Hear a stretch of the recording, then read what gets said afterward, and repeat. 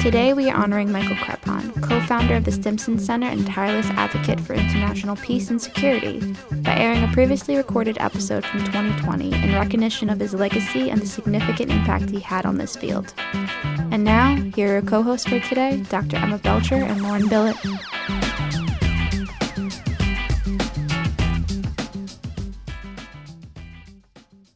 Thanks, Angela, and welcome back to Press the Button. I'm joined again today by Ploughshares Fund President, Dr. Emma Belcher. Emma, it's so great to see you again. Since Tom is back from his vacation next week, I do believe this is the last time that I'll have the honor of welcoming you to the introduction for a while. So thanks for being here. Well, thanks, Lauren. It's great to be here with you. We got a lot to cover today. Diplomatic talks to revive the 2015 Iran nuclear deal, or JCPOA, resumed in Vienna last week, which was good news. We're still waiting to hear exactly what's going to result. Things are changing by the minute. We understand there are still some sticking points, particularly Iran is demanding that the International Atomic Energy Agency drop its multi-year probe that could provide insight into any nuclear-related activity for 2003. Today is also the last day of the Cranes for Our Future campaign. From August 5th through August 9th, this campaign commemorates the anniversaries of the atomic bombings of Hiroshima and Nagasaki. You can join people around the world and share a paper crane on social media with the hashtag Cranes for Our Future and a message about what a future without nuclear weapons means to you. So join me and many others from the nuclear community in sharing a crane. For today's episode, what do you have lined up on Early Warning, Lauren? This week's Early Warning, our colleague Alex Hall is joined by Dr. Luis Rodriguez to discuss the 10th Review Conference for the Treaty on the Non-proliferation of Nuclear Weapons, known as RevCon, which is taking place this month at the UN. So they discuss what success would mean for this RevCon and highlights from the first week of events. And after that update, we bring you an interview from our archives to honour the late Michael Krepon. And this interview with Lorely Umayam and former Ploughshares Program Director Michelle Dover offers a unique look at the possibilities for future nuclear policy and how the nuclear policy field should respond in the face of a series of challenges. I count myself as fortunate to have known Michael and lucky to have spent time talking with him recently about the state of the world. He leaves a wonderful legacy and he'll be sorely missed. Thank you, Emma. I'm really looking forward to honoring his work with this interview. And to our listeners, if you like what you hear, remember to hit subscribe and leave us a rating. Your feedback helps us to improve the show. And with that, let's get into today's episode. The clock is ticking. And now, Early Warning, Early Warning, Early Warning, Early Warning. A 7-minute synopsis of this week's nuclear news. Thank you, Jacqueline. The Nuclear Non-proliferation Treaty Review Conference, or RevCon, kicked off last week at the UN in New York City.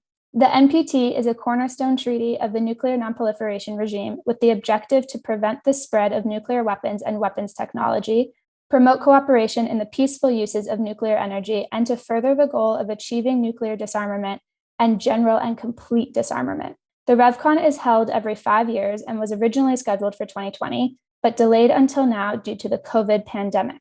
Here to give us an update on the first week of RevCon is Luis Rodriguez, Stanton Nuclear Security Fellow at the Center for International Security and Cooperation at Stanford University. Welcome, Luis. Thanks a lot, Alex. It's great to be here with you on Press the Button. So can you set the stage for us? How are current events from Russia to China affecting this year's RevCon? The review conference is happening after almost a 2-year delay due to COVID-related events. Aside from the pandemic, which is still raging and might affect the events during this month in August, there are several events that can affect the RevCon. Potentially the most important one is that it's highly unlikely that the United States and Russia will negotiate a new arms control framework to replace the new Strategic Arms Reductions Treaty, which will expire in 2026. And this is happening in a context when Russia is invading Ukraine. And in this context too, President Vladimir Putin has issued different nuclear threats to discourage the North Atlantic Treaty Organization from intervening in this conflict. And aside from this, Russia has also seized a nuclear plan in Ukraine, which can affect how the nuclear global order reacts to the Russian actions. On top of this, the North Korean leader, Kim Jong-un, recently stated that he is ready to use nuclear weapons if his country is faced in a conflict with the US. And finally, in late July, the White House Middle East coordinator, Brett McGurk, told a group of experts that it is highly unlikely that the 2015 nuclear deal with Iran would be revived soon. So there are different stress points from the global nuclear order that the delegates at the RevCon would have to deal with. Thank you for that big picture. And I think one of the other big developments I'd love to dive into is that since the last RevCon in 2015, the Treaty on the Prohibition of Nuclear Weapons, or TPNW, entered into force. And this is a major development. How are conversations around the TPNW factoring into RevCon? This is going to be a very interesting point to look out during the whole month. And conversations about disarmament in general and the TPNW, or the Ban Treaty in particular, are dividing delegates at the RevCon. And the success of the review conference will depend on whether member states can agree on the steps to move forward on all three pillars of the NPT. And this includes non-proliferation, access to peaceful uses of nuclear technology, and of course, nuclear disarmament. And disarmament advocates have been arguing that nuclear states are not living up to their disarmament goals established in Article 6 of the Non-Proliferation Treaty. And they will come energized to the RevCon after a successful first meeting of states parties to the TPNW, which happened in June. On top of this, some nuclear states want to make a difference between responsible and irresponsible nuclear behaviors. The United States, the United Kingdom, and France have condemned Russia for issuing what they call irresponsible nuclear threats to deter NATO from defending Ukraine in the Russia invasion. And this is different than the statements that several other NPT state parties, such as Ireland, Austria, and several Latin American countries have made on June 23 during the TPNW meeting. And these countries condemned all types of nuclear threats, avoiding making a differentiation between responsible and irresponsible nuclear threats. So we will see that division in the different delegations between what is a responsible state, nuclear state, what is a responsible nuclear behavior, and the different goals in order to achieve nuclear disarmament. And you have a particular focus on Latin America, which created the first nuclear weapons-free zone back in 1967. What are Latin America governments and other nuclear weapons-free states hoping to see out of the RevCon in particular? In general, most countries in Latin America will push for the eventual elimination of nuclear weapons, legally binding negative security assurances, and a treaty banning the production of fissile material for nuclear weapons. So to recap, the main goal that these countries will push forward is ambitious disarmament goals. And they have three main elements that they will be talking throughout the whole month of August. The first one is that Latin American leaders will use the momentum generated by the Ban Treaty meeting in June to demand more ambitious disarmament goals. The second one, which is related, is that Latin American governments will point out the dangers of prioritizing nuclear arsenals in national security strategies.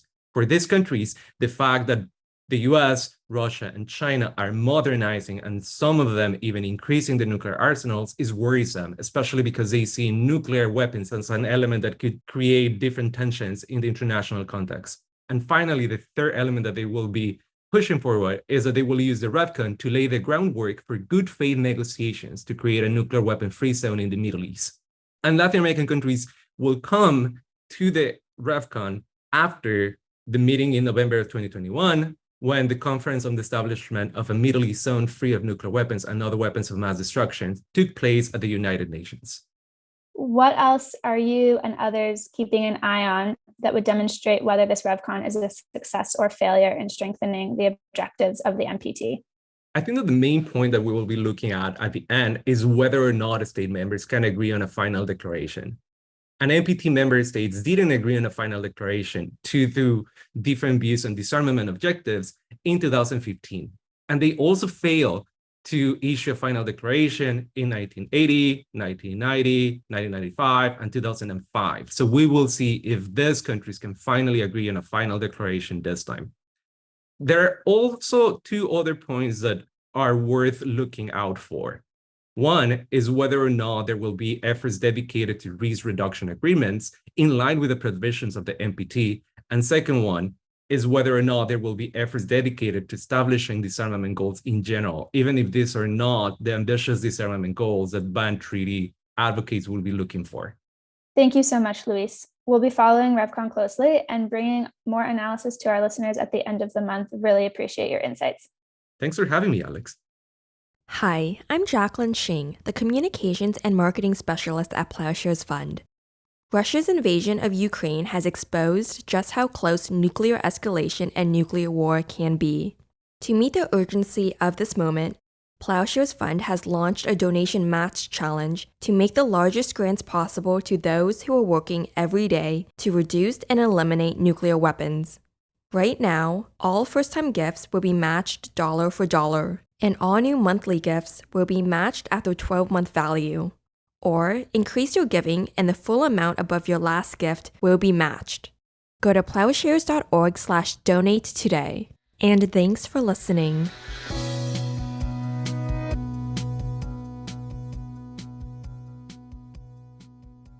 This week, we are bringing you a conversation between former Press the Button co-host Michelle Dover, Bombshell founder Lorely Umayam, and the late Michael Krepon. This interview took place in November of 2020 and demonstrates Michael's commitment to the field and its future. I'm joined by Michael Krepon and Lorely Umayam to take stock of where we, the nuclear field, are right now. Michael is the co-founder and now a distinguished fellow at the Stimson Center, where he was president and CEO until 2000. He is the author and editor of 22 books and previously worked at the Carnegie Endowment for International Peace, the State Department's Arms Control and Disarmament Agency during the Carter administration, and on Capitol Hill. Michael, I'm so glad you were able to join us. Thanks for asking, Michelle. We're also joined by Lorely Umayam, who is the founder of Bombshell Toe, a creative hub linking artists, community organizers, and nuclear experts together to present nuclear policy in a compelling and impactful way to the greater public. Previously, she managed the nuclear security portfolio at the Stimson Center and served in the National Nuclear Security Administration doing nuclear safeguards outreach. Lorely, thank you for calling in from the West Coast. Well, thank you for having me. It's so great to be with all of you today.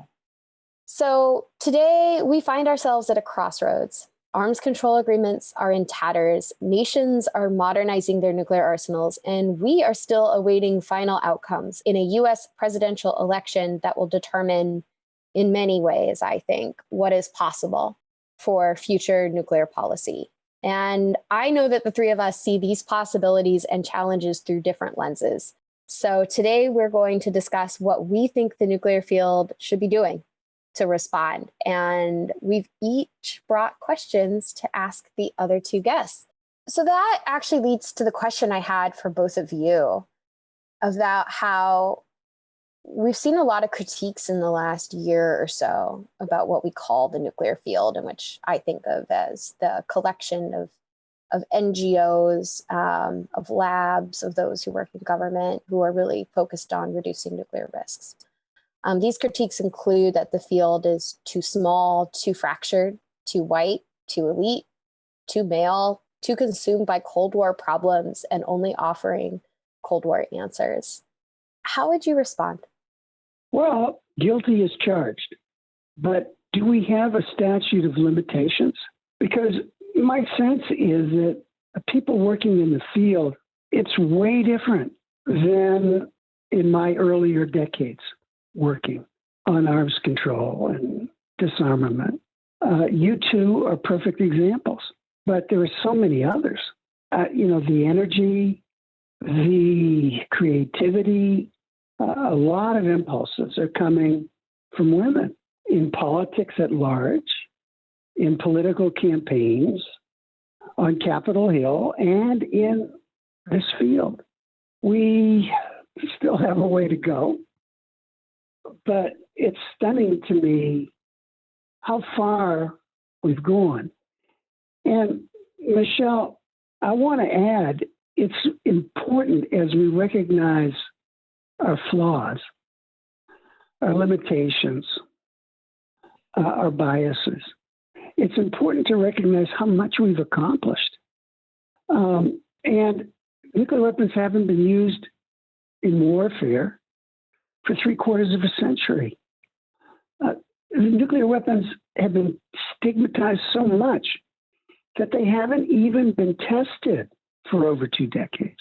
We have one outlier, and nobody wants to join North Korea's club. I mean, think of how these norms took hold. These are not natural accomplishments. They're extraordinary accomplishments. And so as we are aware of how much we need to improve as a community, I would like us to also recognize how much we've accomplished. Well, the genesis of our field, at least speaking for the United States, of course, there's no denying that its foundations are old white men because the cultures and systems of power bestowed them the keys of information and agency at that time. So I'm not surprised that this is the bedrock of the field. But to add to what Michael said, there's a learning curve for everything, including the development of these kinds of fields. And I think what we can be better about is the pace of adapting to reflect the conditions of today. Just because the foundations of the field only acknowledge a specific group of people as its founders, I'm beginning to realize through my journey as a policy expert and as a creative that does not entitle them to be purveyors of all knowledge and of memories. And that's because they were not the only people who existed and affected by the advent of the bomb. And I think that the word that comes to mind is defiance. You know, how can we continue to remind the field that at its most fundamental level, this thing that we study, which is the horrors and wonders of the atom, is for everybody. You know, it's not a narrative that can be owned by a specific group of people, the government, military, academia, or white people. It is universal. And I think to go back to this point about progress, right? There's this really interesting tension there, right? In order to embrace and acknowledge progress, you need defiance and you need to continue to push for that kind of progress. You can't have one without the other. And I feel like as a field, we need to appreciate both sides, not so much as just despair about how things are slow, but also understand how far we've come. One of the things that stuns me about you, Lovely, is your duality. So there's this amazing creative side to you. And there's also, you know, this nuts and bolts side to you. So I guess I'm interested in how you balance the two. That's a really difficult question because I think it's a journey. I'm still trying to figure out how to balance it. But I am beginning to appreciate how both reinforce it.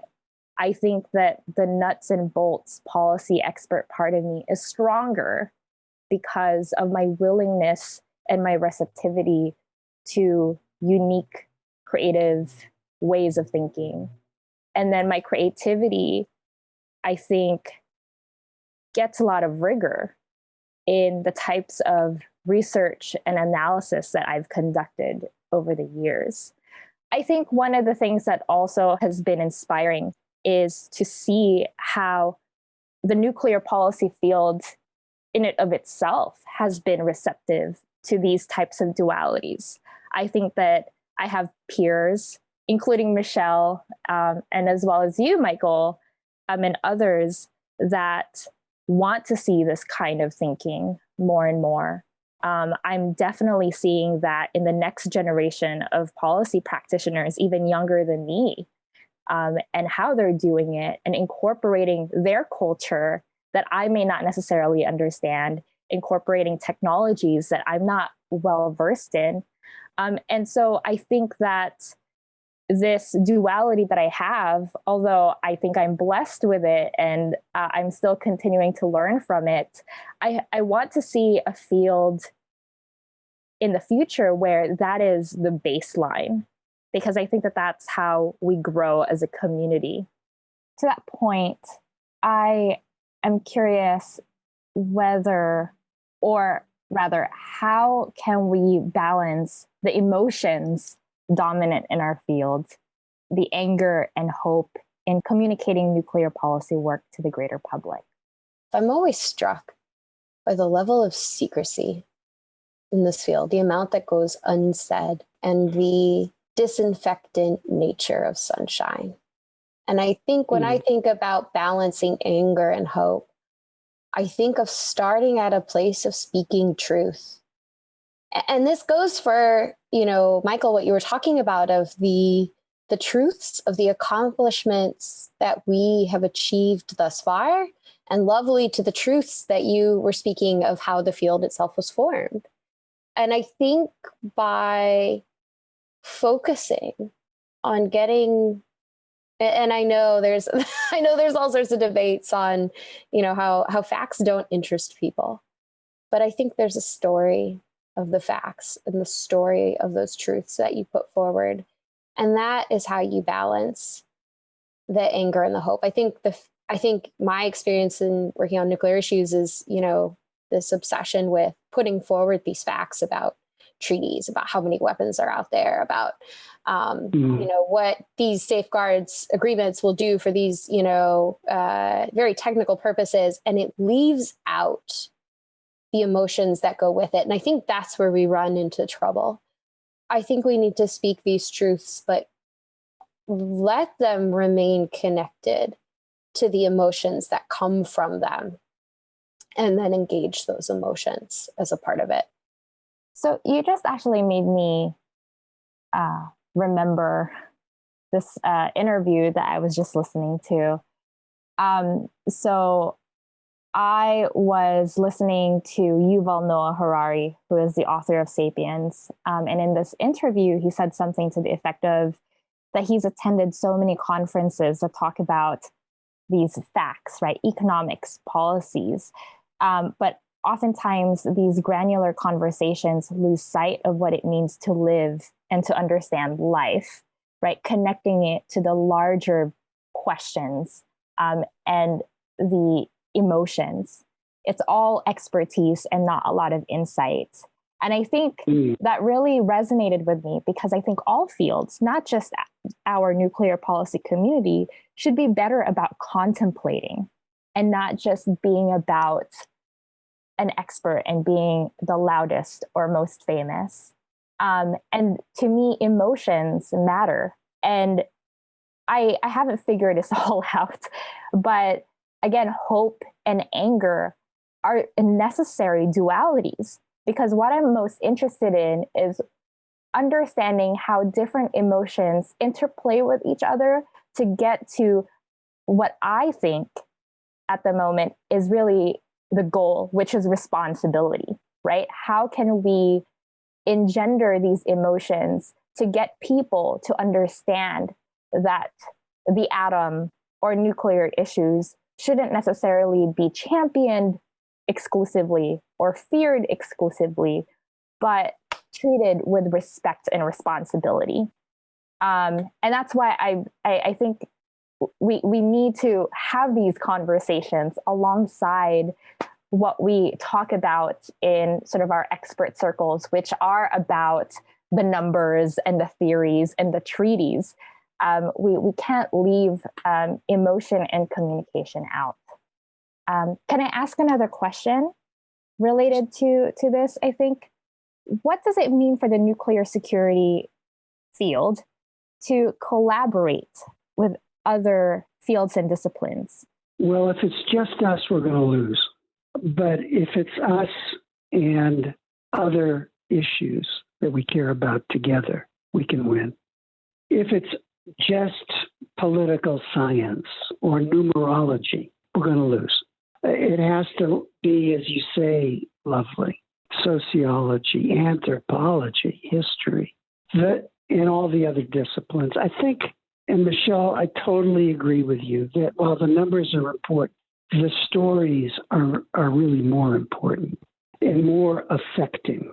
And the story, to my way of thinking, that is largely missing from nuclear arms control and key junctures and key crises and moments when things could have gone sideways so quickly. What's missing is the aspect of our common humanity. And that's not political science. It's not just sociology or anthropology or history. It's our common humanity. And our humanity involves rationality. It also involves feeling. And at critical junctures, when we were facing the abyss, somebody, and it wasn't just the president, it could have been somebody way down in the chain of command, so far down that they're not on the organization chart, but somebody remembered our common humanity. And our common humanity trumped, pardon the use of the word, our common humanity trumped the nuclear war fighting calculations, the comparative advantage or disadvantage. It was our common humanity that has come to the rescue over and over and over again. We do not go there. We don't cross the nuclear threshold.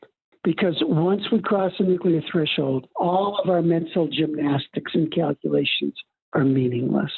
If we cross the nuclear threshold, we have killed deterrence. And if we kill deterrence, we also kill countless human beings.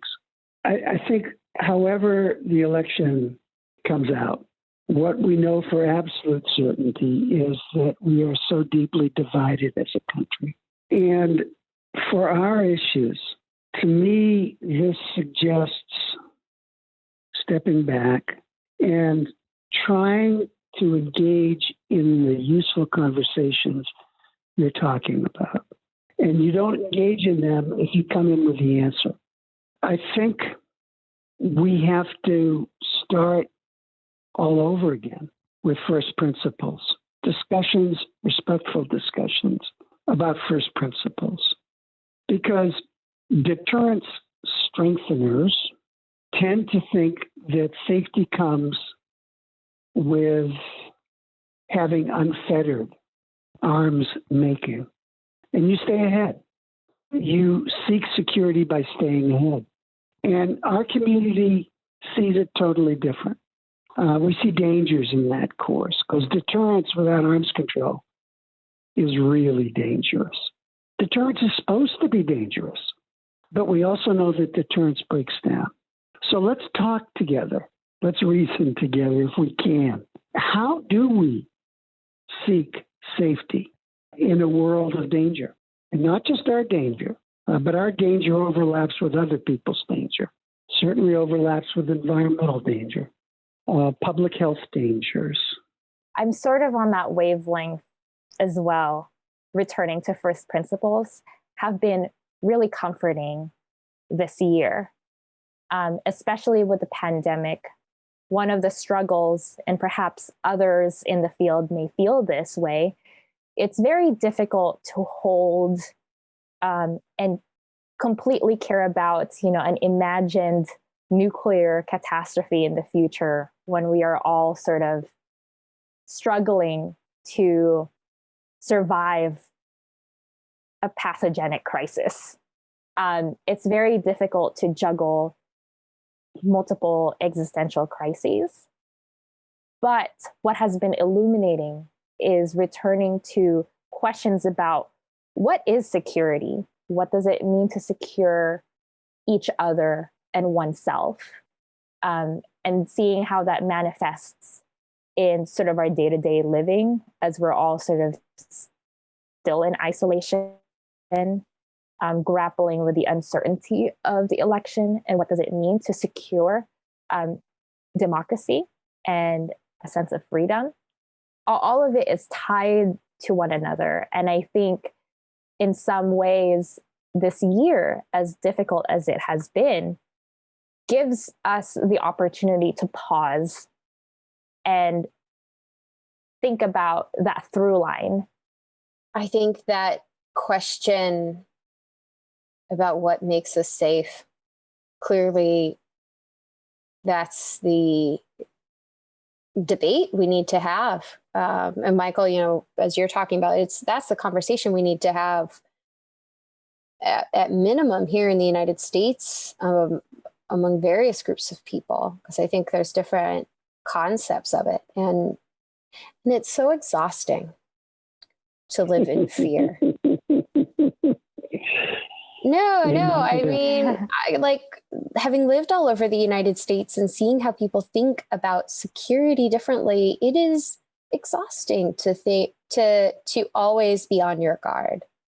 And I think that is where we need to push to really come to that set of shared principles, which is then expressed in how we spend public resources, what our defense looks like. And in some ways, right, well, cart before horse, we will be, part of that debate will be through things like the budget fights in Congress. But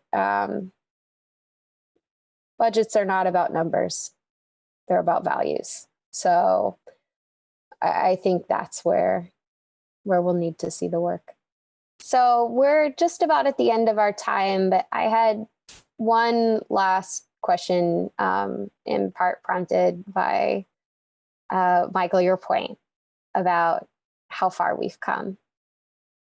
What is the biggest change you've each seen over the course of your careers? It has positive and negative aspects. But the most important change for me has been the establishment of what I call the nuclear peace. Now, clearly, the world is not very peaceful. And there are all kinds of brush fire wars and border wars and crises. But it's astounding to me that we have gotten used to the notion that mushroom clouds do not belong on our Earth, and that we ought to stigmatize these weapons so much. Whether or not a treaty has entered into force, folks are not supposed to test these weapons. Now, when I entered the field, none of this was a given. And for people in previous generations, there was the expectation that atomic bombs would be used. It wasn't a question of whether, it was a question of when. And there were tests, every other Thursday. And nuclear tests were atmospheric, for crying out loud, as well as underground. This change has occurred in my lifetime, and I'm so grateful for it. Now, we can't become complacent about it. That's the downside. We have to keep fighting for the extension of these norms every single day, every crisis. But it's a huge shift in my 70-odd years. In terms of what I've seen, I think I've been most struck by what is considered legitimate conversation. When I started, bringing up racism or sexism was not something you did. And maybe it's age, right? Maybe it was just the circles I ran in or the people I talked to. But I think there's been a change of what's considered taboo. And in terms of nuclear, I think, you couldn't really, even though President Obama was for the elimination of nuclear weapons, it was hard to say disarmament and be taken seriously in many circles. And I feel like that's something that, sure, people they hotly debate. But maybe it's because those nuclear threats have just become, in some ways, more real. It's something that now you can put forward and discuss, and are taken seriously on. So I just am struck by the shifting of what's legitimate and what's on the table. That's awesome. Michael, lovely. I really appreciate you sitting down with me, especially in these chaotic times. Thank you so much for joining. Oh, this has been refreshing. Thank you.